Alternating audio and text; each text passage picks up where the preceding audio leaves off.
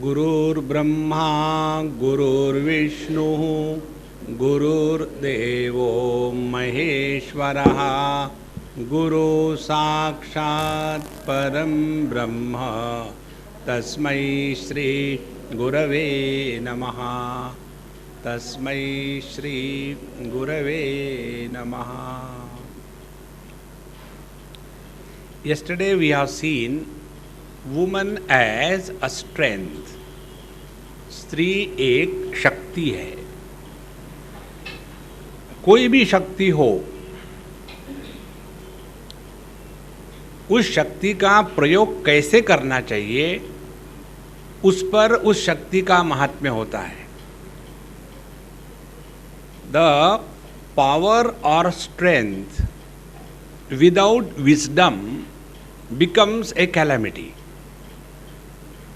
जैसे कोई बच्चे के हाथ में हमने एक पिस्तौल दे दिया, जैसे अमेरिका में आम होता है, तो उनके हाथ में पिस्तौल दे दिया, बंदूक दे दी।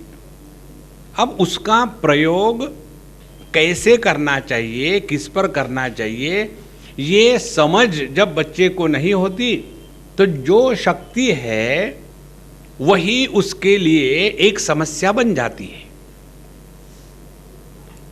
तो यदि हम स्त्री को एक शक्ति के रूप में स्वीकार करते हैं, वुमन अ स्ट्रेंथ, तो इस शक्ति के साथ साथ दूसरी अत्यंत आवश्यक बात क्या होगी कि उस शक्ति के साथ साथ समझदारी भी आवश्यक है। देखो, और आपने सबने देखा होगा पूरे जगत में और आजकल के समय में भी, यदि स्त्री का कोई असली दुश्मन है तो वो स्त्री ही है, पुरुष नहीं है। और हमारा हमेशा यही झगड़ा चलते रहता है कि स्त्री को हमेशा नीचे दबाया जाता है, पुरुष लोग आकर के उनको हमेशा नीचे देखते हैं। तो हमको अपनी विचारधारा को बदल करके समझदारी जागृत करनी है। तो समझदारी क्या है? हमारी यह जो शक्ति है प्रभु ने दी हुई, इस शक्ति का प्रयोग हम क्रिएटिव फोर्स के रूप में करें। और उसके लिए कल हमने देखा था, creativity is an expression of happiness. जब कोई व्यक्ति पेंटिंग निकाल रहा हो, गा रहा हो, तो यदि खुश होगा तो उसके पेंटिंग में, गाने में आनंद आएगा। केवल हिंदी सिनेमा को छोड़ करके दुखी आदमी कभी गाता नहीं, है ना। हिंदी सिनेमा में पता नहीं, मुझे आज तक समझ में नहीं आया, जो रो रहा है जब दिल ही टूट गया तो जी के क्या करेंगे, और ऐसे लोग मरते भी नहीं। ट्रेजेडी वो है। तो जब आदमी प्रसन्न होता है, when he is happy, he is the creative force. अब ये सिद्धांत समझ में आया। अब सवाल ये है कि अपनी ये जो शक्ति है, इसको पहले पहचानना है। और ये शक्ति स्त्री में कैसे प्रकट होती है? अब देखो, जैसे एक स्त्री समझो 30 साल की है और एक पुरुष 30 साल का है।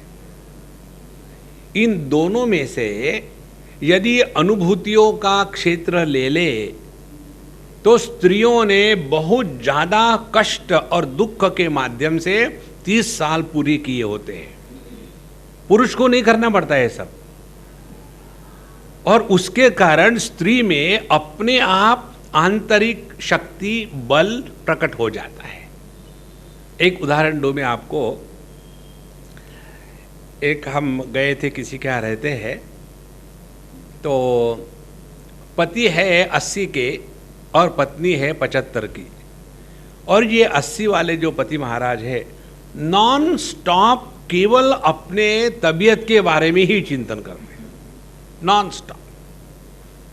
अब वो भी बूढ़ी है, 75 इज नॉट लेस उम्र, वो भी बूढ़ी है। और जब मैं उनके साथ बैठा था अब इनका हमेशा हाँ मुझे ये दे दो, मुझे वो दे दो, मुझे ये दे दो, नॉन स्टॉप चल रहा है। तो मैंने अम्मा को, अम्मा तुम भी बैठो खाने के लिए, एक आध बार तो मेरे साथ बैठा करो। बोले ठीक है। तो वो भी खाने को बैठी। अब इनका खाना हो गया था, अब सिर्फ हमारे साथ गप लड़ाने के लिए बैठे थे। अब वो खाने के लिए बैठी, उसने चावल मिक्स करना शुरू कर दिया। देखो मुझे वो दवाई नहीं दी तुमने।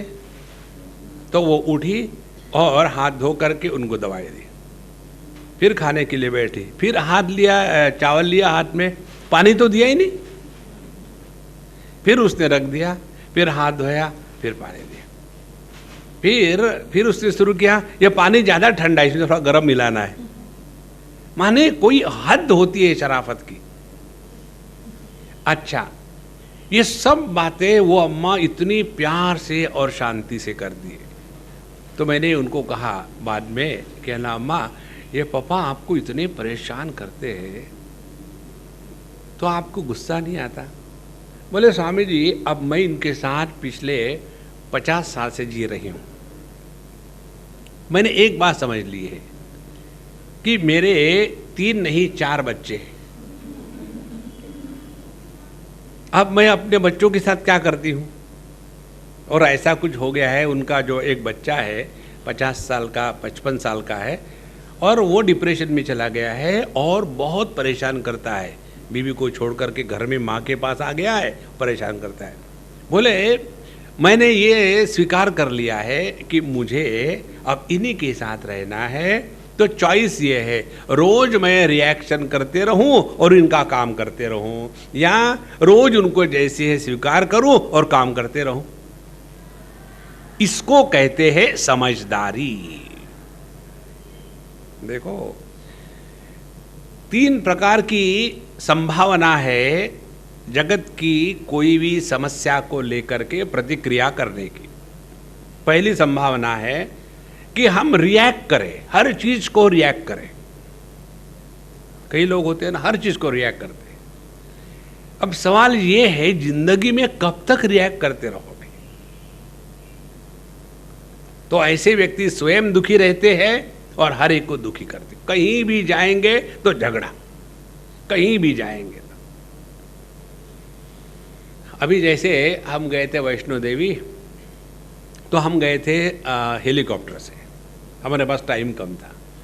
तो वहाँ हेलीकॉप्टर के टिकट में जैसे भी वहाँ का मैनेजमेंट का होगा नियम, उसमें हेलीकॉप्टर से जाने वालों के लिए स्पेशल पास होता है, ताकि आप तुरंत जा करके 5 मिनट में दर्शन करके फिर दूसरा फ्लाइट पकड़ करके आगे चले जाओ। इसलिए लोग तो जाते हैं ना हेलीकॉप्टर से, जिनके पास समय की कमी है। अच्छा, तो हम गए तो तुरंत वहाँ हम किसी काउंटर पर गए, उनको दिखाया, उन्होंने हमको पास दे दिया, और फिर हमारे साथ एक स्पेशल सिक्योरिटी का आदमी आया और सब लाइन लून तोड़ ताड़ करके सीधा हमको माँ के सामने खड़ा कर दिया। अब इसको ले करके वो धूम धड़ाका शुरू, ये लोग ऐसे होते वैसे होते, ऐसा करते वैसा करते, खूब गुस्सा चल रहा, खूब गुस्सा चल रहा। एक आदमी बहुत गुस्सा कर रहा था। तो मेरा दर्शन होने के पश्चात जब मैं बाहर आया तो मैंने सिक्योरिटी से पूछा, हमने कहा भाई ऐसे आदमी से क्या करते हो? बोले स्वामी जी, ऐसे आदमी हम रोज देखते हैं, इनको गुस्सा करने की सिवा और कुछ नहीं होता। तो जब कोई व्यक्ति हमेशा रिएक्शन करता है ना, तो उसके रिएक्शन की कोई कीमत नहीं रहती।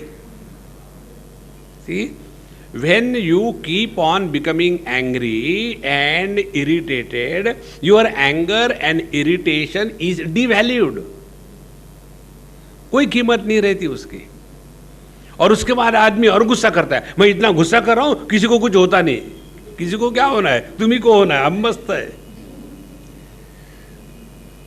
एक बच्चे से मैंने ये बात सीखी।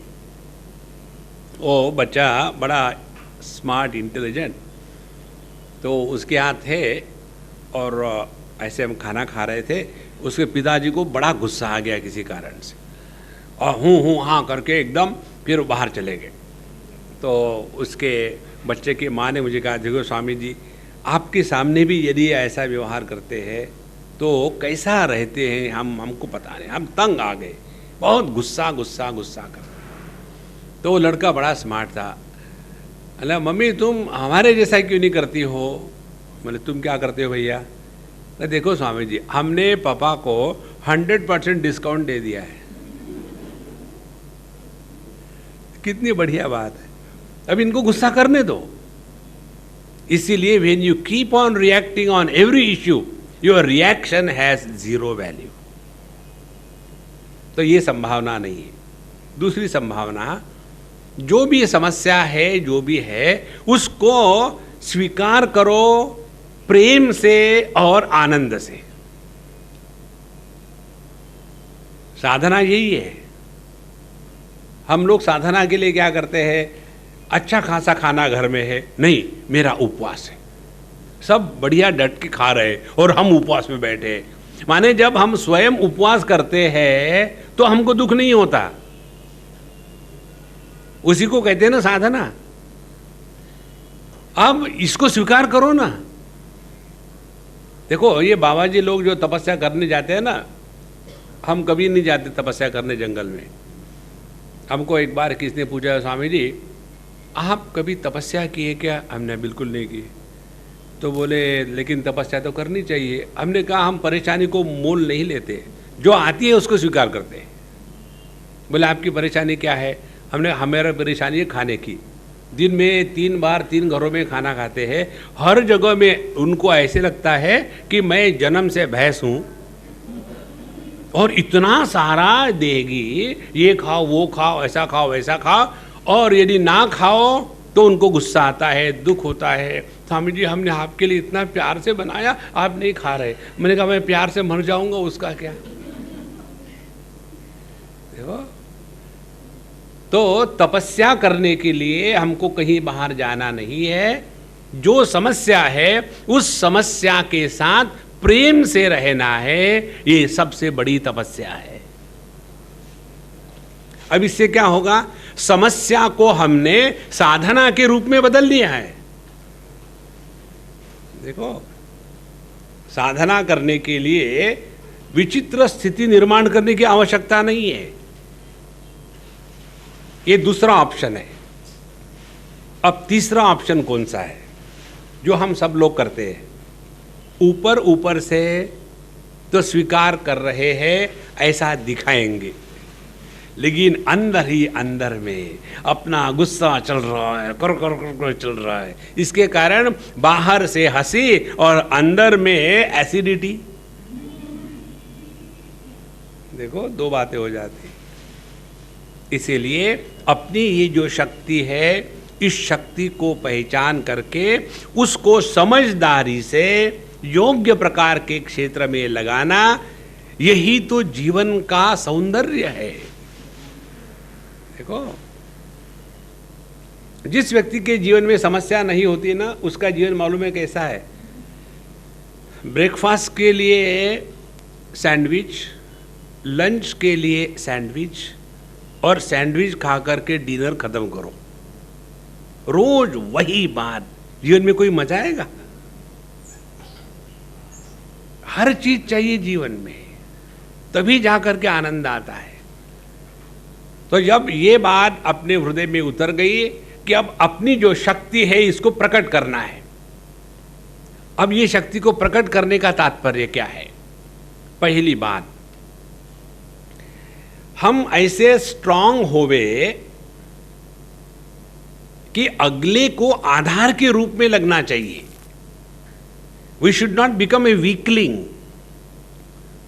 इसके बारे में आपको मैं उदाहरण देता हूं। एक बंगाली का उदाहरण है। वो और उनकी पत्नी, बहुत गैप थी उनमें, 15 साल की गैप थी। जब ये 60 के थे तब वो 45 की थी। और ऐसा कुछ हो गया कि उनको कैंसर हो गया, उसके पत्नी को, और वो बड़ी फटाफट से मर गई। अब ये इनके पतिदेव एकदम डिप्रेशन में चले गए। तो उनके जो स्टूडेंट थे वो मुझे बोल रहे थे, स्वामी जी हमारे सर है, हमको पढ़ाते हैं और ऐसा ऐसा हो गया है, आप उनको मदद करिए। हमने कहा उनको सत्संग के लिए ले आओ, फिर देखते हैं। फिर धीरे धीरे धीरे वो सत्संग में आने लग गए और काफ़ी बदल आने लग गया। तो उन्होंने मुझे कहा कि स्वामी जी, मेरे जिंदगी का सबसे बढ़िया टाइम मालूम है क्या होता था? क्या? बोले, मैं बाहर कितना भी काम करूं और मैं बहुत क्रोधी हूं और हर जगह में मीटिंग में शाउटिंग करना, ये करना, वो करना, बड़ा सक्सेसफुल हूं, लेकिन कोई भी मुझे दोस्त नहीं, कुछ नहीं। और मैं घर आकर के बस मुझे अपनी बीवी मिल गई, फिर कुछ नहीं चाहता था मैं। लेकिन अब क्या हो गया है, बाहर मैं अकेला पड़ता हूं, घर में आता हूं अकेला, ऐसे लगता है कि आत्महत्या कर लूं। देखो, बाहर के जगत में कितना भी अपने आप को चिल्लाने वाला पुरुष हो, उसकी जो आंतरिक शक्ति है ना, वो स्त्री होती है, पुरुष नहीं होता। और इसीलिए जैसा कहते हैं ना, behind every successful man there is a woman, ये जो स्त्री की शक्ति है वही पुरुष को अपने कार्य क्षेत्र में तगड़ा बनाती है। तो जब हमने ये जान लिया है कि पुरुष वीकलिंग होते हैं, उनको शक्ति की आवश्यकता है, तो इसमें महत्व का कौन हो गया? शक्ति हो गई ना। तो इसीलिए अपने को गलत ना समझे कि हमको पुरुष दबा के रखते हैं। दूसरा उदाहरण देता हूं, अब दोनों भी नहीं रहे, मैं उनके पास कई बार गया हूं पिछले 30-40 साल से। वो जो अम्मा थी हमारी, उसको जो कहो रोग उसके पास है। उसको डायबिटीज था, अस्थमा था और ब्लड प्रेशर का प्रॉब्लम था, और जो कह लो उसके पास है। तो उसकी जो पर्स थी वो सूटकेस के जैसी, खाने से ज़्यादा दवाई खाती थी वो। और उनके पतिदेव एकदम हट्टे कट्टे और बड़े लाइट हार्टेड, हमेशा बीवी की मजाक उड़ाते थे नॉन स्टॉप। और इतना होने के बाद भी वो सुबह उठ करके एक बढ़िया चाय उनको देती थी, स्वयं पीती थी और फिर सो जाती थी। और ऐसा कई सालों तक चलता रहा। उन्होंने अपने पत्नी के हेल्थ को लेकर के मजाक की सिवा और कुछ नहीं किया, और इनको इतना भी रोग नहीं, एकदम हट्टे कट्टे। एक दिन ऐसा हुआ कि वो सुबह की रोज की तरह से उठी, चाय दे दिया और फिर अपने कमरे में गई, चाय पी करके सोई तो उठी नहीं, मर गई। अब उसके पश्चात इस आदमी को, इतना हट्टा कट्टा मजाक करने वाला, he went into such A terrible depression. उसके बाद 10 साल तक उन्होंने, जैसे होता है ना, ओम त्र्यंबकम यजामहे सुगंधिम पुष्टिवर्धनम उर्वारुकमिव बंधनात् मृत्योर्मुक्षीयमामृतात्, लंबा मंत्र, उसी प्रकार से उसने मुझे चाय दिया। फिर थोड़ी देर के बाद मैं उसके कमरे में गया, उठी नहीं। ओम त्र्यंबकम यजामहे सुगंधिम पुष्टिवर्धनम, उसी प्रकार से उसने मुझे चाय दिया। फिर मैं उसके कमरे में गया, उठी नहीं। ये मंत्र उन्होंने 10 साल तक किया, 10 years। अब मुझे बताओ शक्ति किसमें है? तो स्त्री को अपने इस शक्ति को पहचान करके अपने पर तरस नहीं खाना है। जो स्त्री अपने पर तरस खाती है ना, वो परमात्मा का अनादर करती है। Don't feel PT on your self, discover your inner strength. और अपने इस आंतरिक शक्ति को जागृत करने के लिए हमारे जीवन में परमात्मा अनेक प्रकार की बातें निर्माण करता है। जैसे देखो, यदि हमको चक्कू को धार लगानी हो तो हम ये कहेंगे क्या, हमारा तो बाबा ये इंपोर्टेड चक्कू है, तो अब इसको धार लगाने के लिए अमूल बटर का जो स्लैब है उसके ऊपर में धीरे से रगड़ेंगे तो उसको धार लगेगी? नहीं, धार लगाने के लिए पत्थर ही चाहिए। इसी प्रकार से हम में जो आंतरिक बल है उसको प्रकट होने के लिए जीवन में समस्या का होना आवश्यक है, बहुत आवश्यक बात है। एक उदाहरण दूं, एक हमारे मित्र है और उन्होंने पहले कहीं नौकरी वगैरह की, केमिकल इंजीनियर है। फिर उन्होंने कहा यार बड़ी बहुत होगी नौकरी वोकरी, कुछ अपना शुरू करते हैं। तो क्या करना, वो और उनके दोस्त दोनों मस्त मिजाज के हैं। ये तो एकदम मस्ती की पराकाष्ठा है, अपने सब्जेक्ट में माहिर है, और उनके दोस्त जो है वो फाइनेंस में माहिर है। दोनों के एक दूसरे का कुछ समझ में नहीं आता है, दोस्ती पक्की है। तो दोनों ने निश्चय कर लिया कि अब शुरू करना है अपना प्राइवेट काम धंधा। तो क्या करना, बोले पहले ऐसा करते हैं, अपने पास जितना पैसा है ना सब लेकर के अपने बीबी बच्चों को लेकर के अमेरिका जाएंगे, पूरा पैसा फूंक देंगे, वापस आएंगे, जीरो से शुरू करेंगे। और उन्होंने वैसा किया, without any capital eight there disposal. उसके कारण अब उनको तो या तो जिंदा रहो या तो मरो। सी, जब व्यक्ति में सिक्योरिटी कम होती है तो अपनी शक्ति प्रकट होती है। और इसीलिए जहां जहां हमारे जीवन में कष्ट आते हैं, समस्या आती है, उसी समय हम में क्या क्या शक्तियां हैं ये हम पहचान सकते हैं। देखो, और इस शक्ति को धीरे धीरे हर एक क्षेत्र में पहचान करके प्रकट करने का एक काम जीवन का अविभाज्य अंग बने। और दूसरा काम, अब ये जो शक्ति हम में है इसका समझदारी से प्रयोग क्रिएटिविटी में करना है। देखो, तो क्रिएटिविटी क्या होगी? पहली समझदारी की बात, एक बार एक पत्नी ने मुझे कहा, Swami ji, I have no complaints about my husband, but he is sometime I feel he is no dumb, stupid, I don't know what to do. तो मैंने कहा, मैं तुमको एक बात बताऊं क्या? यदि वो डम और स्टूपिड नहीं होता तो तुमसे शादी कौन करता? तुमसे शादी करी है, यही इसका क्लियर सर्टिफिकेट है कि he is dumb and stupid. हमने कहा देखो, इससे कुछ निकलता नहीं है।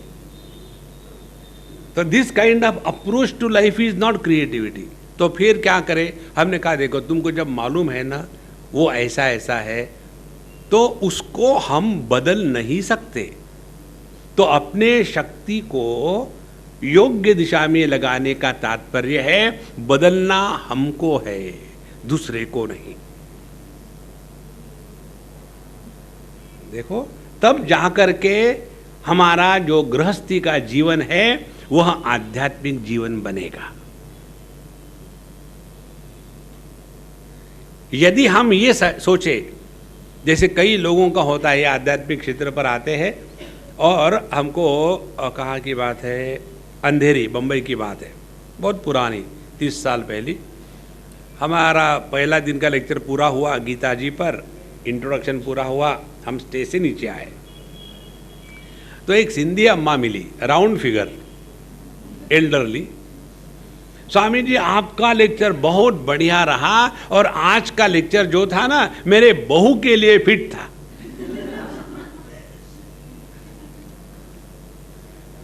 अब देखो ना, ये जब तक कि दिमाग में बात बनी रहेगी ना कि इन सब चीजों से, आध्यात्मिक चीजों से दूसरों ने बदलना चाहिए, तो यही पहली गलती होती है। हम किसी को नहीं बदल सकते। तो करना क्या है? जिस हाल में है उसमें पहले प्रसन्न रहने का एक व्रत ले लेना है। Refuse to be miserable. ये बहुत बड़ी शक्ति प्रकट करने का तरीका है। और उसके पश्चात अगले को समझ लो, और कुछ नहीं कर सकते। आप लोगों ने देखा होगा कि जिस मां को कोई स्पास्टिक चाइल्ड हो तो वो मां अपने स्पास्टिक चाइल्ड के साथ ज्यादा प्रेम और लगाव रखती है ना। इसी प्रकार से यदि अपने घर में, जीवन में कोई दूसरा व्यक्ति, पति ही नहीं, चाहे पति हो, चाहे सास हो, चाहे ससुर हो, चाहे बच्चे हो, चाहे बहू, जो भी हो, उनको यदि हम समझदारी से ले ले तो देखो आपकी आध्यात्मिक साधना ठीक होगी और घर में शांति का वातावरण रहेगा। यह आवश्यक है। अच्छा, this is one part of creativity. घर ऐसा हो कि जिसमें हरेक को वापस लौट आने की इच्छा होनी चाहिए, और यह कार्य स्त्री कर सकती है, पुरुष नहीं कर सकता। पुरुष और गंदगी फैला देगा। देखो, एक बार की बात है, एक लड़की मुझे मिली किसी दूसरे देश में, अपनी हिंदुस्तानी थी। तो मैंने कहा भाई तुम दिखी नहीं, मैं तुम्हारे घर में गया था। I don't stay there. फिर कहाँ रहती? बोले मैं अकेली रहती हूँ। बोले क्यों, माँ बाप के साथ क्यों नहीं रहती है? बोले वो दोनों इतना झगड़ा करते हैं कि मैं तंग आ गई हूँ। नाउ टेल मी, जो पति पत्नी घर में ऐसा वातावरण निर्माण करते हैं कि जिसके कारण बच्चों को घर आने का आकर्षण नहीं होता, और फिर हम कंप्लेन करेंगे, तो इसके लिए कौन जिम्मेदार है? समझ तो हमको होनी चाहिए। देखो, क्योंकि घर जो भी हो, घर का सौंदर्य स्त्री के कारण होता है, पुरुष के कारण नहीं होता। और ये जिम्मेदारी जब हम स्वयं होकर के स्वीकार करेंगे, तब देखो जीवन में मजा। नहीं तो गणित करेंगे, जैसे पाश्चात्य देशों में अपने हिंदुस्तानी, कौवा चला हंस की चाल। लेकिन हम भी तो बाहर नौकरी करते, हम आकर के थक नहीं जाते क्या? वो तो टीवी देखेंगे और हमको खाना बनाना पड़ेगा। तो ठीक है, रोज होटल में जाके खाना खाओ, चाइनीज ट्रेडिशन की जैसे। देखो, ये तू मैं करके अपने शक्ति को नष्ट नहीं करना है। We have to be creative force. अच्छा, एक तो ये फील्ड हो गया। अब दूसरा field, we have to fix the priorities in our life. Priority fixation is very important in utilization of our energy in a creative manner। और इसके बारे में आपको मैं एक उदाहरण दूं। एक हमारे मित्र है, पति पत्नी दोनों डॉक्टर, अमेरिका की बात है। वहाँ गए, 2, 3, 4 साल के बाद पहला बच्चा हुआ, फिर दूसरा हुआ, फिर तीसरा हुआ, और जैसे 1.5 बच्चा हो गया तो वो डॉक्टर ने निर्णय ले लिया कि अब मैं, बच्चे जब तक बड़े नहीं होते तब तक के I will not work, because now we have brought them, somebody has to be at home, and therefore she started accepting it। धीरे धीरे जब बच्चे बड़े हो गए, she was keeping herself updated in the subject matter, और धीरे धीरे जब बच्चे स्कूल में ख़त्म हो गए, कॉलेज में जाने लगे, again she took exams and joined her business और जॉब और हैप्पीली लिविंग। अब उसमें ये झगड़ा नहीं है कि मैं आगे या तू आगे, वो चक्कर नहीं है, मैं तू नहीं, हम टुगेदर, वो महत्व की बात है। दूसरा उदाहरण बताऊं, कलकत्ते की बात है। पति पत्नी, पत्नी बड़ी स्मार्ट, इंटेलिजेंट, और उसका बड़ा प्रोग्रेस हो रहा था। तो दोनों ने निर्णय ले लिया। क्या निर्णय ले लिया कि पत्नी ने कहा कि भैया हम डिसाइड करें क्या करना है। तो पति कहते हैं कि देखो, तुम्हारी जॉब अच्छी है and you are progressing better than I am, therefore I will take care of the home, you go and work. कितना सुंदर है। यदि ये समझदारी बनी रहे तो अपनी शक्ति को हम योग्य दिशा में लगा सकते हैं।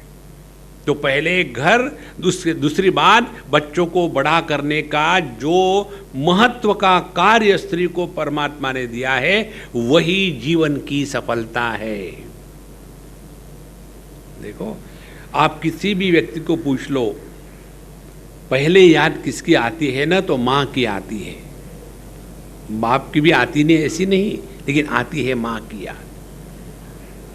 और इसलिए यह जो अपने में शक्ति है, इसको नेगेटिव दिशा में न लगावे। अब घर ठीक हो गया, बच्चे ठीक हो गए। अब तीसरी बात, ये हमारा अनुभव है, आपको बताते, साधना करने के क्षेत्र में स्त्री जितनी सिंसियर और कमिटेड होती है उतने पुरुष नहीं होते। हम तो पूरे जगत में घूमते हैं, जैसे यूरोप में जाते हैं तो यूरोप में हमारे जितना ऑडियंस है वो 100% यूरोपियंस है, नॉट ए सिंगल इंडियन। अब उसमें जो यूरोपियंस है उसमें 90% लेडीज होती है, 10% जेंट्स होते हैं। और उसमें भी जो लेडीज होगी they are so committed and so sincere. तो commitment and sincerity is inherent capacity in a woman. तो अब अपने जीवन में यह जो आंतरिक शक्ति, बल, स्ट्रेंथ है, इसको अपने घर गृहस्थी इत्यादि के साथ साथ अब हमको इसको लगाना है अपने आध्यात्मिक जीवन में। ध्यान से सुनना, स्त्री का स्वातंत्र्य बाहर भटकने में नहीं है। हम आपको बताएं भैया, हम भगवान की कृपा से पूरे वर्ल्ड में घूमते हर साल, देख करके इतनी माने तरस आता है कि क्या ये इन लोगों का स्वातंत्र्य है। सिडनी की बात है, अभी भी मैं वहाँ से आया हूँ। वहाँ एक थियोसॉफिकल सोसाइटी में हमारा लेक्चर था, उसमें मेनली ये यूरोपियंस थे। और उसके बाद लेक्चर के बाद एक यूरोपियन अम्मा आई, मुझे कहती, Swami I want to ask you some question, you do counselling also, I heard. I said yes, what is the question. देखो उसका प्रश्न क्या है। कहती है, Swami ji I have got a daughter. वहाँ किसी को हस्बैंड नहीं होता, प्रॉब्लम ही नहीं, सिर्फ बच्चे होते हैं। तो आई have got a daughter and मैं उससे तंग आ गई हूँ। क्या करती है वो, कितने साल की, 3 साल की, 4 साल की? बोले नहीं, वो है 18-20 साल की। क्या तंग करती है वो? हर 15 दिन में नया बॉयफ्रेंड घर में ले आती है और घर में आकर के उनके साथ रहना है। मुझे उनके सब कुछ साफ सफाई करनी पड़ती है और ये घर में उधम मनाते हैं और मैं तंग आ जाती हूँ। मैं इसको डांटती हूँ तो कहती है, यदि मुझे तुम डांटोगी ना माँ तो मैं प्रोस्टिट्यूट बन जाऊंगी। अब मुझे बताओ मैं क्या करूँ उसके लिए। जस्ट सी देयर, उनकी समस्या ये है। और नाम क्या है? स्वातंत्र्य, फ्रीडम। तो जब मुझे ऐसा पूछा तो मैंने कहा, अम्मा you do one thing, you go to the legal counsellor available in the medical department और वहाँ जा कर के जैसा बताएंगे वैसा करो, क्योंकि वहाँ एक शब्द आप बोलो ना, वह आपको पकड़ करके सीधा जेल के अंदर कर देते हैं। और वहाँ मूल तात्पर्य क्या है? We want freedom. Is it freedom? देखो, इसीलिए अर्जुन जो कहता है ना, स्त्रीषु दुष्टाशु वार्ष्णेय जायते वर्ण संकरः, जिस समाज में स्त्री दुष्ट हो जाती है वह समाज, वह घर, ये सब कुछ सत्यानाश हो जाता है। और ये बात जब समझ में नहीं आती, पर्टिकुलरली टीनेज में ये बात समझ में नहीं आती। अमेरिका की बात है, मैं किसी के घर गया था, उनके माता पिता मुझे ले गए थे अपने लड़की को समझाने के लिए। जब मैं वहाँ गया, वहाँ जाने के पश्चात, I know why you got this guy here. लड़की कहती है अपने माँ बाप को, मुझे मालूम है तुमने इसको काहे के लिए लाया है। See the words, I know why you got this guy for me here. तो उसके माँ बाप ने कहा कि स्वामी जी मुझे माफ़ कर देना, ऐसे डोंट वरी। एंड उसके बाद उसने अपने अमेरिकन स्लैंग लैंग्वेज में बोलना शुरू कर दिया। और उनकी समस्या ये थी कि everybody is going here for dating, why not me, and parents are not allowing. अब उसको लेकर के घर में रोज का तूफान। और क्या है? स्वातंत्र्य, स्वातंत्र्य, स्वातंत्र्य। और फिर उसके साथ मैंने आधे घंटे बात करी। उसके बाद मुझे कहती है, hey man, you talk sense. See, nobody explained us like this. अब जब तक के हम इन सिद्धांतों में निष्ठा प्राप्त नहीं किए ना, तब तक के दूसरों को नहीं समझा सकते। और इसीलिए एक जिम्मेदारी माँ की बनती है, स्त्री की बनती है, कि यदि बच्चों को कुछ समझा सकता है ना, तो वो माँ समझा सकती है, बाप नहीं समझा सकता। बाप डांट सकता है। Many houses I have heard the father being referred as Hitler. अभी दिल्ली में से आ रहा था मैं, तो मुझे मिलने के लिए एयरपोर्ट पर एक फादर आया, अपने हिंदुस्तानी है, और उतने में उसका फ़ोन बजा, मोबाइल। तो जैसे फ़ोन बजा तो उसने दिखाया, स्वामी जी प्लीज़ प्लीज़ कम, लिखा था। जो नंबर आता है ना, then you got your name, जिसका फ़ोन है उस पर लिखा था ओसामा अलर्ट। बोला ये क्या है? बोले स्वामी जी गलती से मैंने चलते चलते अपने लड़की का फ़ोन उठाया और मेरा फ़ोन वहीं छोड़ दिया, तो ये उसी का फ़ोन होगा। और उसके बाद उसने फ़ोन ऑन किया और लाउड रखा, और स्वामी जी आप भी सुनो क्या कहती है, देखो। उसने कहा dad don't open my SMS, okay. देखो, तो डैडी को हिटलर, ओसामा अलर्ट, माँ को कोई नहीं कहता, क्योंकि समझदारी है। तो ये सभी चीजों को लेकर के जैसे जैसे अपनी उम्र बढ़ेगी, एक महत्व की चीज प्राप्त हो जाएगी, और वो कौन सी है? You will feel content. जिस घर की स्त्री में कंटेंटमेंट होता है, संतोष होता है, उस घर में स्वर्ग होता है। Contentment is the foundation of peace within and peace without.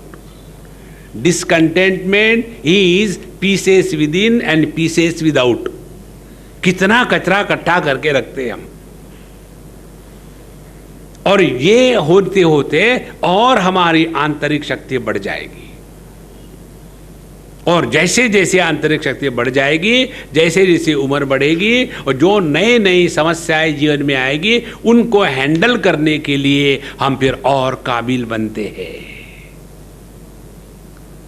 देखो, हमने बुढ़ापे में दुखी आदमी ज्यादा देखे, औरतें कम देखी है। हमारे पास तो दुनिया भर के लोग आते हैं ना, कितने घरों में, कितने जगह, कितने लोगों से मिलते हैं। उसमें ये विशेष ऑब्जर्वेशन है, as the age grows woman becomes stronger and man becomes weakling. तो ये जो हम में सब में शक्ति दी है प्रभु ने, उसको हमको पहले तो जागृत करनी है, फिर समझदारी से क्रिएटिव फोर्स के रूप में इस्तेमाल करना है, फिर इसी शक्ति को लेकर के अपने आध्यात्मिक जीवन को बनाना है। देखो, material prosperity and achievement can never give you fulfilment in life. ये कभी नहीं दे सकता।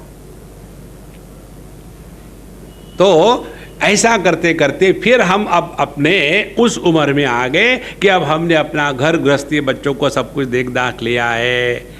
अब क्या करेंगे? अब लग जाओ आध्यात्मिक क्षेत्र में। Now you are prepared. देखो, एक ऐसी कहावत है कि जो शेर का दूध होता है, वो सोने के बर्तन को छोड़ करके किसी दूसरे बर्तन में रखे तो वो बर्तन टूट जाता है। ना तो मैंने शेर को देखा है दूध निकालते हुए, ना कुछ कहते हैं, मैं आपको बता रहा हूँ। अच्छा, इसका तात्पर्य क्या है? इसका तात्पर्य ये है, यह जो आध्यात्मिक ज्ञान है, ये किसी भी अहरे गहरे नत्थु खहरे के हृदय में नहीं टिक सकता। और ये पूरी की पूरी आपकी जो तैयारी हो गई है, आपने बचपन से अपने आप में जो शक्ति है उसको पहचान लिया, जागृत किया, समझदारी के द्वारा उसको क्रिएटिव फोर्स बनाया, और अपने घर गृहस्थी को सबको संभाल करके अब पूरी जिम्मेदारी हो गई है। Now you are ready to take off. जैसे हवाई जहाज हवा में कब उड़ता है? व्हेन इट बिकम्स एयर वर्दी, है ना। एयर वर्दी होने के लिए क्या करता है, हवाई जहाज बड़ी स्पीड से दौड़ता है, 1 किलोमीटर भी नहीं दौड़ता होगा, लेकिन उसकी स्पीड होती है 400 किलोमीटर्स पर आवर, बड़ी जोर से। और जब वो बहुत जोर से दौड़ता है उसका वजन कम हो जाता है, और जब उसका वजन कम हो जाता है इट कैन टेक ऑफ। इसी प्रकार से जब हमने अपने जीवन को ठीक किया तो जीवन का जो बोझा है ना वो कम हो जाता है। जब जीवन का बोझा कम हो जाएगा है ना, तब आध्यात्मिक क्षेत्र में प्रगति होती है और फिर ऐसे व्यक्ति के जीवन में परिपूर्णता आ जाती है। अन्यथा एक बार हम कहीं गए थे, एक सज्जन से हमारी मुलाकात करवाई। स्वामी जी ये डॉक्टर साहब है और इन्होंने ऐसा किया वैसा किया, ये रिसर्च किया वो रिसर्च किया, और इनकी इतने स्टूडेंट्स हैं, इन्होंने इतनों को गाइड किया, यूनिवर्सिटी के प्रोफेसर रह चुके हैं, सब कुछ हो गया। तो नमस्कार चमत्कार हो रहा। फिर उन्होंने अपने लड़की को कहा कि बेटा तुम अंदर चली जाओ, स्वामी जी के लिए कुछ बनाओ, मैं उनसे बात करना चाहता हूँ। दरवाज़ा बंद कर लिया और मैं घबराने लग गया, नहीं पता नहीं अब क्या करेंगे। और फिर उन्होंने अपना सर मेरे गोद में रखा और रोना शुरू कर दिया। बाप रे, ना क्या हो गया, मेरे लुंगी खराब कर रहे हो। बोले स्वामी जी मैं आपको बताऊं, सभी मुझे कहते हैं डॉक्टर साहब मेरी बड़ी तारीफ होती है, मैं प्रोफेसर था, मैंने ये किया, मैंने वो किया। मैं आपको स्पष्ट बताता हूँ, अंदर से मैं खोखला हूँ, मुझे डर लगता है, मुझे मृत्यु का डर है, कोई डांटेगा उसका डर है, कोई मेरी पोल खोल देगा इसका डर है, और पूरे जीवन में मैं डर डर के रहा हूं। और अब ये स्थिति आ गई है कि मैं रास्ता क्रॉस नहीं कर सकता। देखो, तो हमने कहा कि प्रभु आपने अपने जीवन में कभी भगवान का नाम इत्यादि नहीं लिया क्या?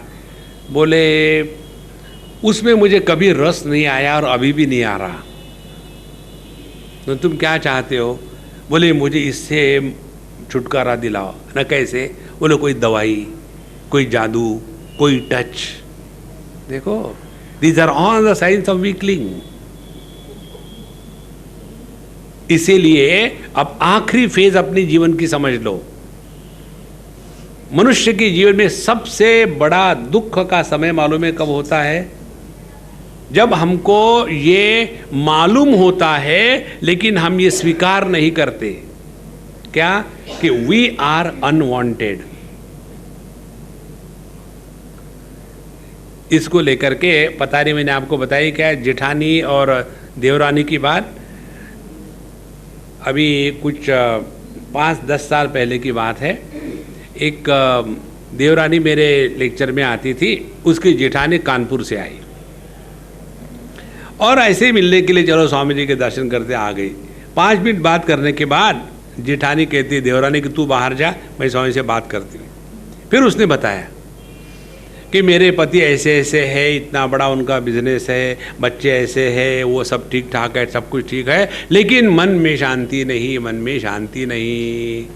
क्या कारण है? कारण यही है कि तुमको मालूम है लेकिन तुम स्वीकार करने को तैयार नहीं हो कि you are most unwanted furniture in the house. देखो, जब व्यक्ति को ये जब एहसास होने लग जाता है ना, अब पति नहीं चाहता, वो अपने इसमें बिजी है, अब बच्चे नहीं चाहते, वो अपने बिजी है, बहू ने कभी चाहा ही नहीं तो अपने में बिजी है, ग्रैंड चिल्ड्रन के लिए हम आउटडेटेड हो जाते हैं, और हम में ऐसी कुछ भी बात नहीं है कि जो किसी को आकर्षित कर सके। तो फिर क्या करेंगे? How how how how how. Then we want to attract the attention of other people. जब दूसरों का अट्रैक्शन लेना है तो फिर बीमारी हो जाएगी, कुछ हो गया। Anyway, we want attraction, we want attention. और ऐसी स्त्री अपने ही लिए नहीं सबके लिए समस्या बन जाती है। इसीलिए ध्यान में रखना, जीवन का जो अंतिम अध्याय है उसमें आध्यात्मिक support is the only strength, बाकी कुछ नहीं आपको मदद कर सकता। जैसे बचपन में जब हम अच्छे पढ़े लिखे सिंसियरली, तब जाकर के हमारी गृहस्थी और गृहस्थ जीवन ठीक चला। इसी प्रकार से जब गृहस्थी में रहते समय हम अपने आप को ठीक रख करके आध्यात्मिक ट्रेनिंग देंगे, तब जाकर के बुढ़ापे के लिए हम तैयार हैं। तब जाकर के जीवन, अब now we are seen the holistic picture of life. पूरा देखो, ऐसे मत देखना छोटे छोटे बात को लेकर के, लेकिन मेरी बहू ऐसी, लेकिन मेरी सास ऐसी, ऐसा ही होता है, ज्यादा चिक चिक मत करना। आज तक कहीं भी आपको इसके सिवा दूसरा कुछ नहीं मिलेगा। भगवान ये इसलिए करता है, मालूम है किस लिए करता है? ताकि आपके मन में वैराग्य हो जाए, नहीं तो इसी में फंसे रहोगे। अच्छी बात है। तो यह जब स्त्री की शक्ति प्रकट होने लगेगी, तब आपका जीवन अत्यंत शांत प्रसन्न रहेगा। और ये सब करने के लिए पढ़ाई लिखाई की कोई आवश्यकता नहीं है। एक अम्मा की बात बताते, बहुत बूढ़ी, जब भी मैं उनके घर में जाता था, वो किचन के बाहर कभी मिली नहीं। हमेशा किचन में सुबह से शाम तक कुछ ना कुछ कर रही है। किचन में किसी को आने नहीं देगी, क्योंकि उसके नियम थे। चप्पल नहीं आनी चाहिए, नहा के धो के आना चाहिए, जब आपके पीरियड होते तब नहीं आना चाहिए, बायां हाथ क्यों लगाया, दाहिना हाथ क्यों लगाया। इसीलिए वो सब कुछ किचन में अकेली करती थी, सबके लिए। एक बार जब मैं गया तो बाहर वो झूले पे बैठी हुई थी। बोला, अम्मा वो तुमने झूला किचन में लगाया क्या? तो बोले, नहीं स्वामी जी, अब मैंने किचन छोड़ दिया है। क्यों? बोले, अब मेरे से नहीं होता। अब क्या करती हो? बोले, अब मैं यहाँ बैठती हूँ आराम से, 2 टाइम का खाना मुझे बच्चे दे देते हैं, अब मैं उसमें जाती नहीं, और मुझे कुछ कहना नहीं किसी से। बड़ी शांत प्रसन्न, हाथ में माला लेकर के अपना मस्त रहती है। चेहरे में प्रसन्नता है, आनंद है, परिपूर्णता है।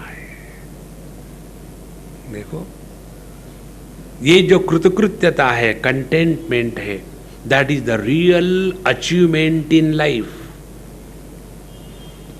अन्यथा पूरे जीवन में वही मांगो, ये मांगो, वो ऐसा होना चाहिए, वैसा होना चाहिए, ये होना चाहिए, वो होना चाहिए।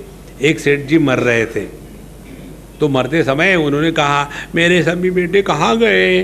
तो चारों बेटे इकट्ठे हो गए, पिताजी हम यहाँ आए, पिताजी हम यहाँ आए, आजू माजू काजू बाजू सबके सब इकट्ठे,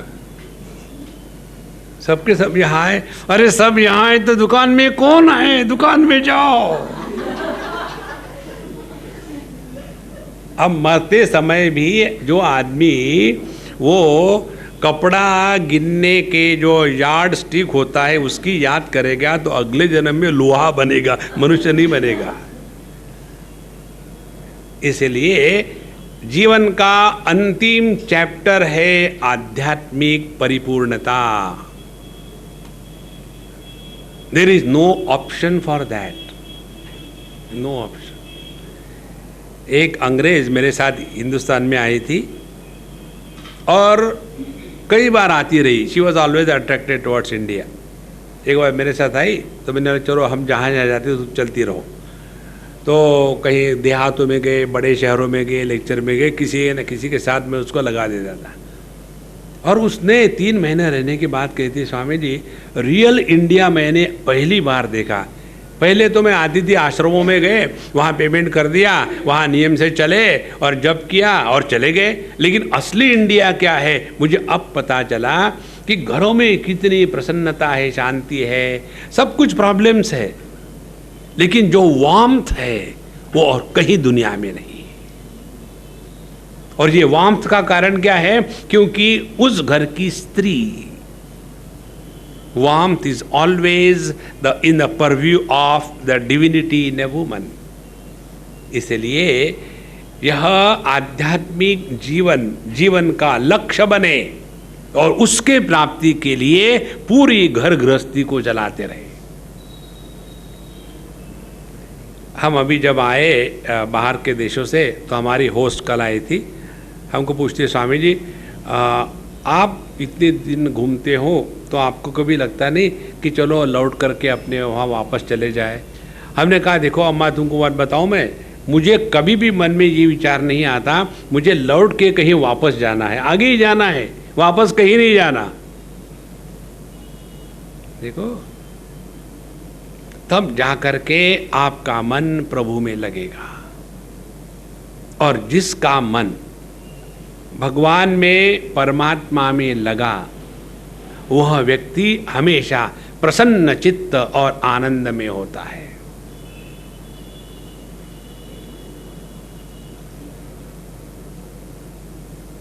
फिर इस आनंद के प्राप्ति के लिए हमको बाहर के ना तो देश में भटकना है, ना काल में भटकना है, ना लोगों से कोई अपेक्षा है, ना वस्तुओं का संग्रह है। देखो जीवन में कितना आनंद आता है। हमारी पुस्तकें जो लिखी जाती है ना, हिंदी की, अंग्रेजी की, एक अम्मा है हमारी, मारवाड़ी है, उसको मैं जानता हूँ जब वो छोटी थी, ताजी ताजी शादी हुई थी तब से। अब उसने अपने जीवन में अनेक प्रकार के उतार चढ़ाव देखे, और एक बार उसने पूछा मुझे, स्वामी मैं क्या करूं? मैंने कहा कन्हैया को पकड़ के रखो, सब ठीक हो जाएगा। और आज के तारीख में she is one of the best writers. हमारे जो मेरे कन्हैया पुस्तक है ना, भागवत, 222 लेक्चर हमने दिए हैं। एक लेक्चर को सुनकर के लिखने में कम से कम 8 घंटे लगते हैं लिखने में। लिखने के बाद डीटीपी करना, उसको एडिट करना, एक लेक्चर को कम से कम अनदर 4 आवर्स इट टेक्स। ऐसे 222 लेक्चर, करो गणित। और कहती है अब तो मुझे ऐसी नशा चढ़ गई है, अब जगत में किसी भी चीज से कोई प्रभाव नहीं पड़ता। और उसके कारण now she has become such a big magnet in that place where she lives। यही तो जीवन का आनंद है। नहीं तो कंप्लेन करते रहे, इसने ऐसा किया, उसने वैसा किया, ऐसा किया। ये कंप्लेन से कुछ नहीं होता। Every difficulty is like firing A rocket. जब हवाई जहाज उड़ता है ना आकाश में चांद तारों पर जाने के लिए, तो उसमें डायरेक्शन कैसी बदलते हैं, पीछे से रॉकेट फायर करता है, then it changes the direction.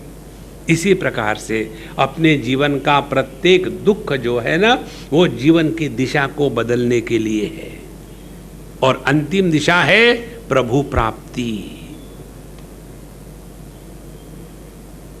और ये हर एक को करना है, देयर इज नो ऑप्शन। लेकिन ये करने की क्षमता स्त्री को जितनी है उतनी पुरुष को नहीं है। स्वामी जी आप भूल रहे हो, आप पुरुष हो। आई have heard this coming from somebody. देखो, हम आपको बात बताते हैं कि हमारे संपर्क में इतने लोग आते हैं, स्त्री हो पुरुष हो, सभी प्रकार के आते हैं, लेकिन जो समर्पण, सिंसियरिटी, कमिटमेंट स्त्री में होती है ना, वो पुरुष में नहीं होती। Man is always reserved, he is always evaluating, he is always judging. एक कहाँ दूसरे देश की बात है, गुजराती फैमिली, उनकी पत्नी हमारे लेक्चर सुनने को आई, और हमने 5 दिन में 5 उपनिषद पर 1-1 घंटे में प्रवचन दिया, और खूब धूम धड़ाके से हंसना चल रहा था। आखिरी दिन जब नमस्कार करने वाले, Swami ji in my whole life I never laughed so much as much I laughed in your lectures. हमने कहा माफ़ करना। तो फिर कहती है पिछले 25 साल से मैं वेदांत पढ़ रही हूँ, लेकिन हमको कभी ये मालूम ही नहीं हुआ कि वेदांत में इतना आनंद होता है। हमने कहा तुम्हारा टीचर दुखी होगा इसलिए। अब मुझे क्या मालूम कौन टीचर है। हो गया काम, शाम को खाने के लिए उसी के यहाँ गए। अरे अच्छा आपके यहाँ खाना है? अच्छा अम्मा कैसे है, क्या है, क्या क्या बनाया? मैंने किचन में जा कर के देख लिया। हाँ ठीक है। बाहर आया, पतिदेव बैठे थे। स्वामी जी ये मेरे पति है डॉक्टर सो एंड सो। ठीक हुए। फिर डॉक्टर साहब कहते स्वामी जी उसका टीचर मैं ही हूँ। अरे राम, अब मुझे जाऊं तो जाऊं कहाँ। फिर वो कहते हैं कि आपने जो बताया वो सच है, मैं भी जीवन में बिल्कुल नहीं हंसता। ऐसा क्यों हो रहा है? मैं बदलना चाहता हूँ अपने आप को। आपने जो उसको बताया कि जो तुमको पढ़ाने वाला है वो दुखी होगा, ये बात पक्की है। ऐसा क्यों? हमने कहा एक बात है, आप सुनने को तैयार हो तो मैं बताऊं। बोले बताइए। बात यह है कि आप जब पढ़ाते हो ना तो गुरु बन जाते हो। गुरु मत बनना जीवन में। Don't stop the process of learning. आदमी किसी अन्य से सीखने को तैयार नहीं होता। जितनी स्त्री आसानी से सीख सकती है, पुरुष हमेशा बीच में एक बैरियर खड़ा कर देता है। मुझे कौन बताएगा? मुझे सब कुछ आता है, मुझे सब मालूम है। मैंने कई बार देखे। एक जवान लड़का अमेरिका का, इंडियन ही है अपना, वो होगा 30 साल का। वो इतना सिंसियरली आता है लेक्चर्स में वगैरह। उसके पेरेंट्स आए थे वहाँ, तो उसने अपने पेरेंट्स को कहा कि मम्मी पापा चलो हम लोग जाएंगे स्वामी। मैं नहीं आऊँगा लेक्चर, मुझे सब मालूम है। और वो लड़का मुझे, स्वामी जी मेरे माता पिता यहाँ आए हैं, इतने एक्सट्रोवर्ट है कि मुझे शर्म आती। देखो अभी भी वो चाहते हैं इधर में जाए उधर में जाए, कैसीनो में जाए, और उनको वो खेलना है। और वो शराबत की हद हो गई कि जब वो बुढ़ाओ कहते हैं कि मुझे किसी हेयर ड्रेसर के पास ले चलो, और जब वो मेरी बाल बूल काटेगी ना तब तुम वीडियो लेना ताकि मैं जाकर के इंडिया में लोगों को दिखा सकूं। What a kind of perversion. देखो अब उस लड़के को अपने ही माँ बाप को लेकर के कितनी शर्म आती होगी। इसीलिए आध्यात्मिक जीवन यही अपने बुढ़ापे का सौंदर्य होता है।